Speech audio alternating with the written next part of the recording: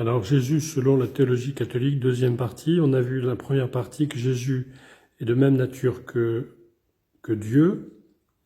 Maintenant, on continue à voir, la première partie c'était Jésus-Christ est de même nature que le Père. La deuxième partie c'est Jésus-Christ est de même nature que les hommes. On a vu qu'il a reçu, donc Jésus-Christ est de la substance de sa mère. En tant qu'homme, il est de la substance de sa mère. Il est envoyé en tant qu'homme parmi les hommes, il est pris parmi les hommes. Il possède une nature humaine commune avec les hommes.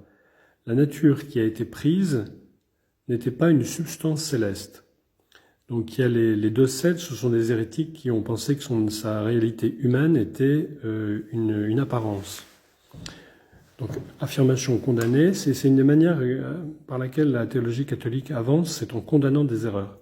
Le Fils de Dieu n'a rien reçu de Marie, mais a passé par elle avec un corps céleste. Ça, c'est une hérésie, c'est une affirmation condamnée. Le Fils de Dieu n'a pris qu'un corps apparent. Ça, c'est l'hérésie des Docètes. Contre ce genre d'erreur, le magistère officiel infaillible de l'Église catholique souligne que le Christ est vraiment né, qu'il a vraiment souffert. Le Christ est un homme parfait, un homme complet, un homme entier, un homme sans diminution. Il a assumé l'Adam complet. En lui, la nature humaine a été assumée. La nature humaine n'a pas été supprimée.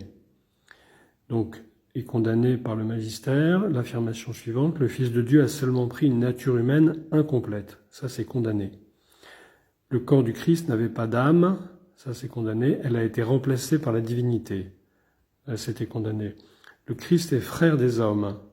Jésus-Christ est de même nature que les hommes. Jésus-Christ a pris une âme humaine douée de raison, une intelligence, il a pris un esprit, il a pris un corps, il a pris une chair.